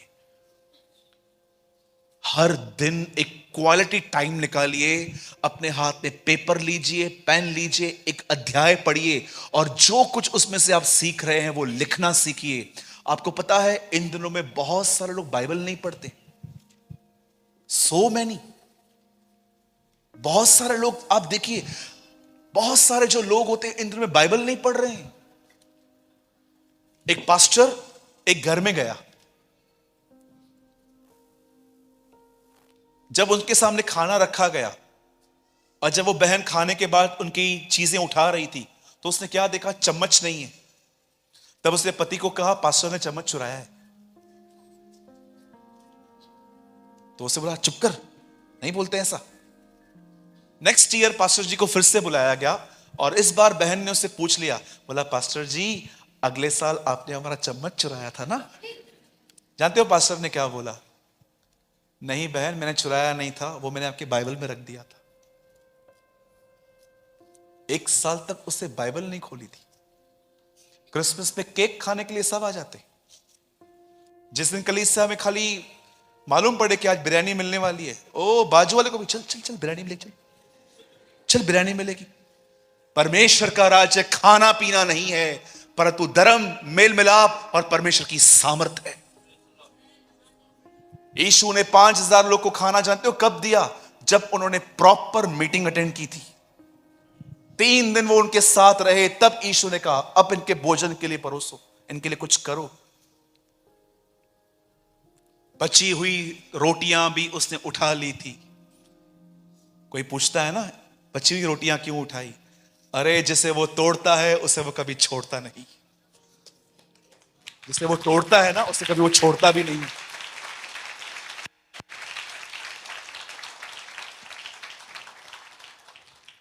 मैं आप में से हर एक को कहना चाहता हूं, कोई शॉर्टकट नहीं है। प्लीज मीटिंग के बाद आप मुझे ये मत बोलना मेरा मन भटकता है। आप मेरे लिए हाथ रख के प्रार्थना करो। मेरे हाथ रखने से कभी आपका मन भटके, ऐसा नहीं होगा। यीशु ने ये नहीं कहा कि ठीक है कि मटके मटके खाली हो गए हैं ना, डोंट वरी, रहने दो। यीशु ने कहा पहले पानी भरो, पहले पानी भरो। अगर आप चाहते हो ना कि परमेश्वर आपके भीतर काम करे, आपकी इनसाइट लाइफ में, ही नीड योर कोऑपरेशन। दाखरस यीशु ने बनाया, पर बाइबल बताती है पानी सेवकों ने भरा। 5000 लोग को यीशु ने खिलाया, लेकिन 2 मछली 5 रोटी एक बच्चे से ली गई। लाजर को तब जिलाया गया जब लोगों ने पत्थर हटाया। आप देखिए नया नियम का हर चमत्कार तब हुआ जब लोगों ने कोऑपरेट किया। अगर आप चाहते हो ना कि आपका मन बदले, आपकी सोच बदले, आपका मन नया हो, मैं आपको बताना चाहता हूं परमेश्वर को आपका कोऑपरेशन चाहिए। और वो कोऑपरेशन है अपनी सुस्ती से लड़कर प्रतिदिन उसके चरणों में बैठकर उसके वचन को पढ़ना। अदरवाइज मैं आपको सच कहता हूं, ये मन आपको पता नहीं कहां ले जाएगा। द बाइबल सेज अगर कोई विपत्ति के समय साहस छोड़ दे तो वह कमजोर है। जब तकलीफ आई और आप कुड़कुड़ाने लग गए, आप शिकायत करने लग गए, चर्च चेंज करने लग गए, कुछ नहीं होगा। आपकी रियल प्रॉब्लम आपकी सोच है। कुछ लोग बड़े नकारात्मक होते हैं। अगर आप बोलोगे ना बाजू में यहां पर बैंक लूट ली गई, किसने? मैंने थोड़ी ना लूटा। हर चीज अपने ऊपर लेंगे, हर चीज अपने ऊपर ले लेंगे। बहुत लोग नेगेटिव होते हैं, बोलिए नेगेटिव। बहुत लोग नेगेटिव होते हैं, नकारात्मक सोच, उसकी वजह से वो सफर करते रहते हैं। आप में से कितने लोग शिमोन जादूगर को जानते हैं? किसने पढ़ा है शिमोन जादूगर के लिए बाइबल में? वो एक जादूगर था, पतरस के पास पैसे लेकर आया, बोलता है मुझे भी ये वरदान दे। थैंक गॉड पतरस ने रख नहीं लिया। पतरस ने कहा तेरा पैसा तेरे साथ नाश हो। जानते हो उसके बाद पतरस ने क्या कहा? तेरा मन सीधा नहीं है, सीधा नहीं है, तू टेढ़ा नहीं है, तेरा मन टेढ़ा है। कुछ लोग इतने ज्यादा अपने आप में जुड़े हुए रहते हैं। मतलब अगर पास्टर बाजू वाले घर में आया और उनके घर में नहीं आया, नेक्स्ट डे चर्च नहीं आएंगे। क्या हुआ भाई, आप क्यों नहीं आए? ओ हम नहीं आएंगे। क्यों नहीं आओगे? पास्टर ने जय मसीह नहीं बोला। Praise the Lord. हमारे पास एक बहन आई, ट्रस्ट मी, मैं मजाक नहीं कर रहा हूं, सच बोलता हूं। हमारे चर्च में एक बहन आई, उससे बोला प्रेमानी सर मैं आपके चर्च में आ सकती हूं? मैंने बोला most welcome with one question. अब आ सकते हो, एक सवाल है मेरा, पुरानी मंडली क्यों छोड़ी? वहां के लोग अच्छे नहीं हैं। क्या हुआ? क्या क्या किया उन्होंने? क्या किया? आपका पर्स मार लिया? क्या किया? नहीं, वहां के लोग अच्छे नहीं हैं। क्यों? प्रेज द लॉर्ड नहीं कहते, जय मसीह भी नहीं बोलते। मैंने बोला मेरे कलीसिया में पांव मत रखना। मैंने बोला क्यों? मैंने कहा आपको दिक्कत है लोगों से, आप उस चर्च को छोड़ के क्यों आए हो? क्योंकि आपको लोगों से दिक्कत है। मैं लिख के देता हूं, 15-20 दिन के बाद आपको मेरे लोगों से भी प्रॉब्लम हो जाएगी। हम एक ऐसी मंडली न बनाएं जिसमें हमें लोगों से शिकायतें हों। एक ऐसे व्यक्ति बने जिसको अपने आप से शिकायत हो। मैं उनको हमेशा कहता था, मैंने उनको उस दिन भी कहा, आप अपने नेचर से परेशान हो क्या?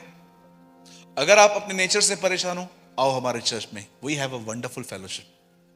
लेकिन अगर आप लोगों की वजह से यहां से वहां फिर रहे हो, कुछ नहीं होने वाला है। डीएल मूडी साहब के पास एक आदमी के कहता है मुझे कोई सिद्ध कलीसिया बताओ जहां मैं जाऊं। उन्होंने कहा एक है, लेकिन तू मत जाना। बोला क्यों? बोला जिस दिन तू पैर रखेगा वो कलीसिया असिद्ध हो जाएगी। जिस दिन तू चाहेगा ना वो कलीसिया अनपरफेक्ट हो जाएगी। हम अनपरफेक्ट लोगों में क्या ढूंढ रहे हैं? परफेक्शन। ऐसे मत बनिए। इससे पहले कि मैं बंद करूं, मैं आपको एक बात कहना चाहता हूं। पुराने नियम में परमेश्वर ने अपने आप को चमत्कारों के द्वारा प्रकट किया, पर याद रखना नए नियम में परमेश्वर अपने आप को आपके स्वभाव के द्वारा प्रकट करेगा।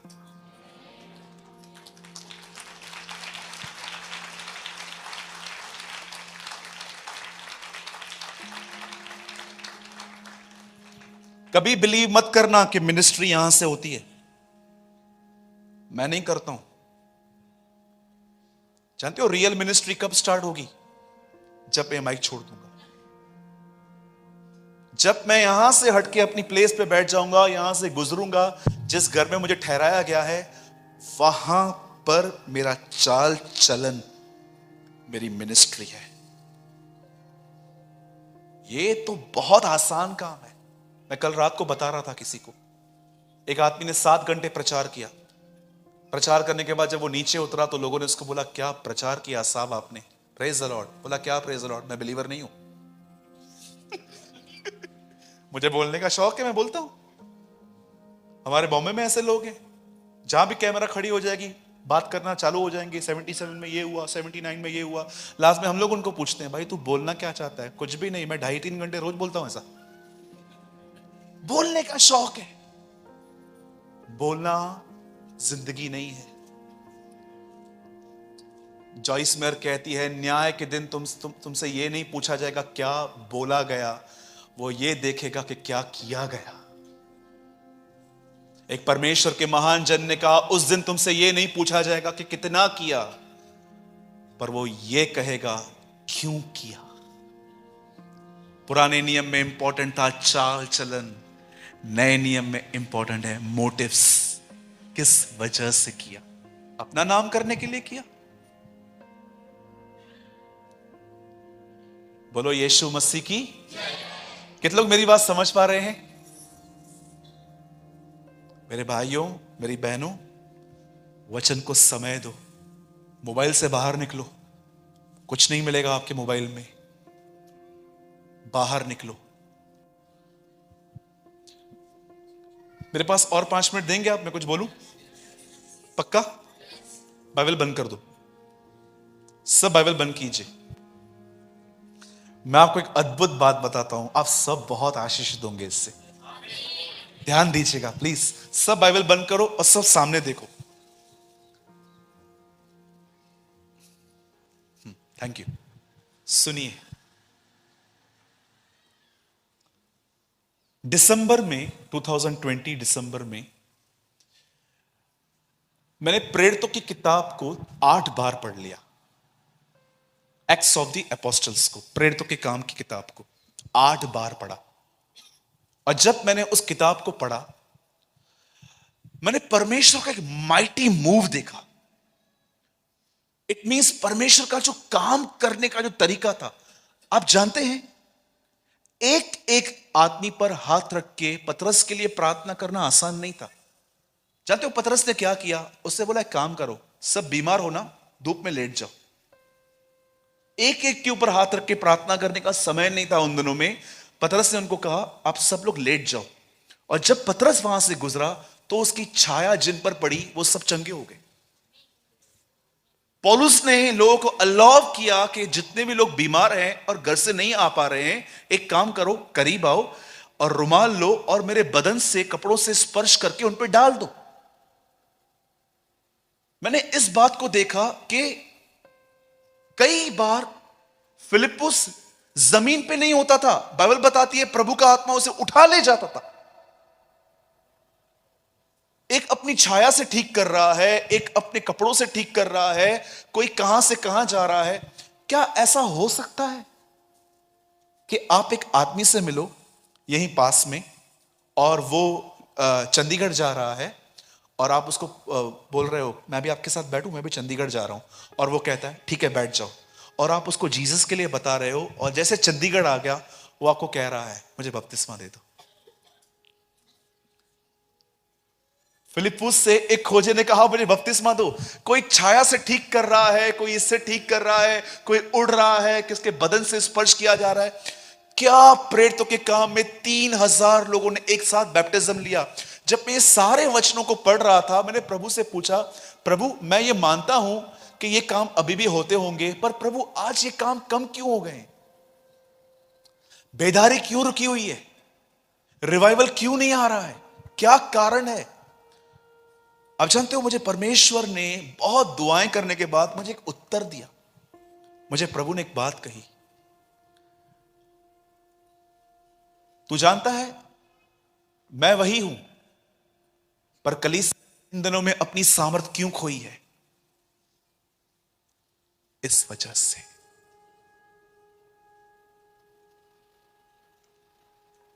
रीजन, ये रीजन है। परमेश्वर ने अपनी ताकत नहीं खोई है, कलीसिया ने अपना फोकस खोया है। ये कारण है कि लोग आज डिप्रेस लाइफ जी रहे हैं, उनके पास सामर्थ नहीं है।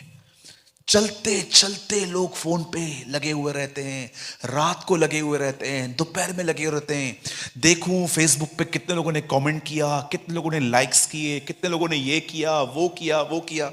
सारा दिमाग इसमें घुसा हुआ है। ये आज कारण है कलीसिया के ठंडे होने का। प्रभु मेरा गवाह है, मैं इस चीज को तब तक नहीं लेता जब तक मुझे कुछ जरूरी काम नहीं है। आज मैं आप में से हर एक से पूछना चाहता हूं, कहीं इस चीज की वजह से आप ठंडे तो नहीं पड़ गए हो? जरा सोचिए। मैं इंस्टाग्राम पे भी हूं ब्रदर, मैं फेसबुक पे भी हूं, मैं व्हाट्सएप पे भी हूं, मैं ट्विटर पे भी हूं, ये भी हूं वो भी हूं, कोई प्रॉब्लम नहीं है इसमें।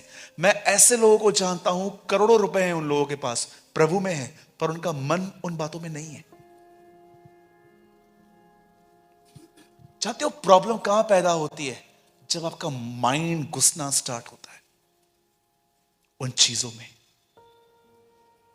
आजकल लोगों ने इतने गैजेट्स रखे हैं खुद के पास, हर बार बार अपना फोन चेक करेंगे, बार बार सेल्फीज। तो देखिए आजकल हो क्या गया है। मैंने एक बहन ने मुझे बताया, बोला मेरे पास मेरे 10,000 फोटोज हैं। मैंने कहा आ तुझ में से दुष्ट आत्मा निकालू।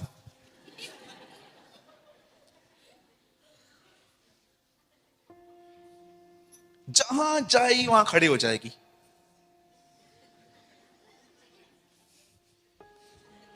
जहां खड़ी हो जाएगी, जहां देखेगी जुबान ने अरे क्या गाय भैंस, क्या मतलब, क्या है क्या है क्या है?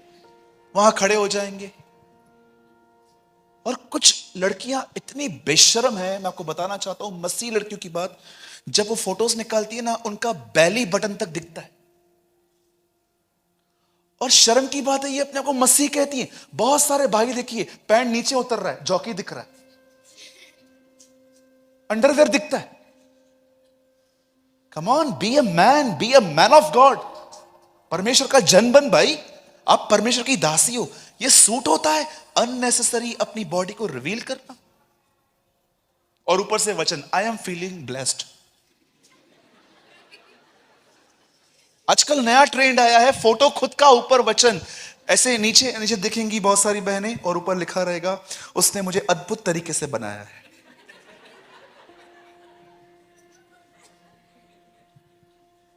मेरी बहन, किसी अनॉइंटेड व्यक्ति से संभल के मिलना, 10-12 दुष्ट आत्माएं जरूर निकालेगा। और ये जो भाई लोग हैं, आजकल आजकल नया ट्रेंड आया है, पतली दाढ़ी, इधर से झाड़ी, इधर से पतली। ऐसा लगता है तेरे ऊपर से कोई रोड रोलर गुजरा है। Be a simple man. आपकी सादगी ही आपकी खूबसूरती है। यीशु को देखिए, यशायाह 53 में क्या लिखा है, जब हमने उसकी ओर देखा तब उसमें कोई सुंदरता नहीं थी। आप जानते हो, इतने एक्टर्स को बनाने वाला जब खुद आया तो साधारण तौर पे आया, सिर्फ ये बताने के लिए खूबसूरती फेस पे नहीं, दिल में होती है।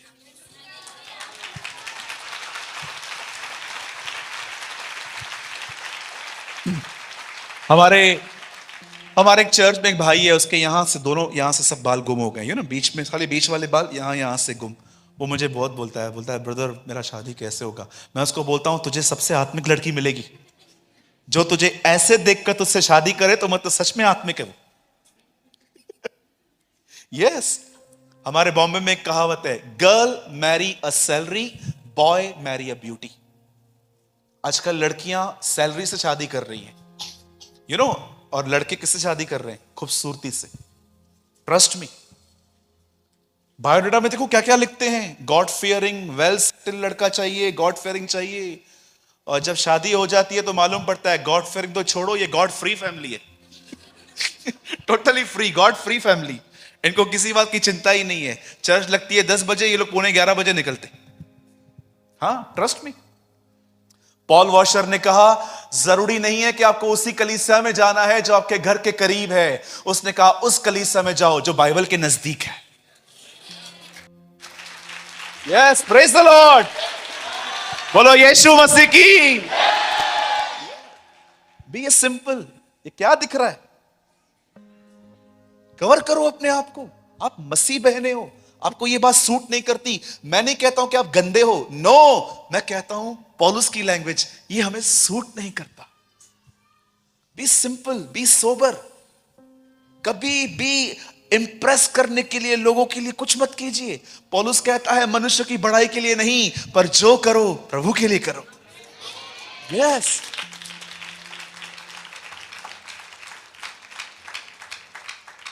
पतली दाढ़ियां, मोटी दाढ़ियां, फिर यहां पतली दाढ़ियां, बाल देखो पता नहीं क्या क्या बन के रहते हैं, इधर से गुम, इधर से गुम। बीच में हमारे चर्च में एक लड़का आया, यहां से ग्रीन बाल,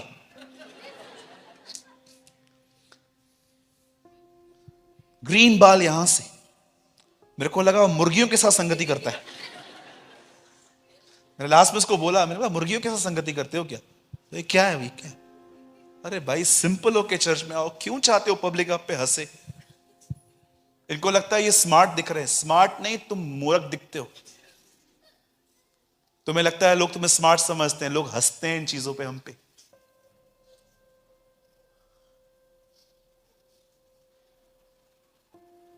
मिस्र से निकले हैं, पर मिस्र हम में से नहीं निकला है ना?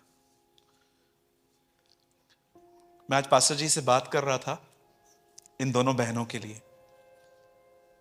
जो वर्शिप कर रही थी। मैं पास्टर जी को बोल रहा था, ब्रदर आप बहुत ब्लेस्ड हो, खुदा ने आपको बहुत अच्छे लोग दिए हैं। मेरे डैड इन दोनों बहनों को बहुत लाइक करते हैं। मेरे डैड मुझे हमेशा बोलते हैं कि वो तो बच्चियां आती हैं पास्टर जी के चर्च में, बड़ा अच्छा मिनिस्ट्री, आप जानते हो मुझे इन दोनों बहनों में सबसे अच्छी बात क्या लगती है? सादगी, बड़ी सादगी। मेरी प्रार्थना है खुदा इस तरह के पास्टर्स और इन दिनों के वर्शिपर्स को हर चर्च में रखे।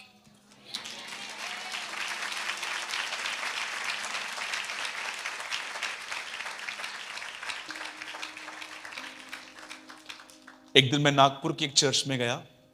जैसे मैं वहां पर खड़ा हुआ, यहां से रेड लाइट, यहां से ग्रीन लाइट, तो मैंने बोला क्या डांस करना है क्या? ये क्या? बोला ब्रदर हम अपने जवानों को खींचने की कोशिश करते हैं। ऐसे ऐसे कर रहा था। मैंने बोला इससे, यहां से ग्रीन लाइट, यहां से ये लाइट। मैंने बोला ये क्या है, बसंती डांस करने की क्या है क्या आखिर ये सब? उन्होंने बोला हम जवानों को इस तरह खींचते हैं। मैंने कहा नहीं भाई, तूने जानते हो ये क्यों तूने ये सब किया है? एक्चुअली तूने परमेश्वर की सामर्थ खो दी है और अब तू संसारिक तरीकों से लोगों को खींचना चाहता है। आपको लगता है अगर आपके कलीसिया में अगर पास्टर आपको अनाउंस करें कि कल हमारी मंडली में यूहन्ना बपतिस्मा दाता प्रचार करने वाले हैं, लेकिन उसके कपड़े ठीक नहीं होंगे, आप में से कौन नहीं आएगा? मैं आके बैठूंगा, क्योंकि मुझे पता है बात कपड़ों में नहीं है, बात जो उसके अंदर है वो है। Watch the devotions.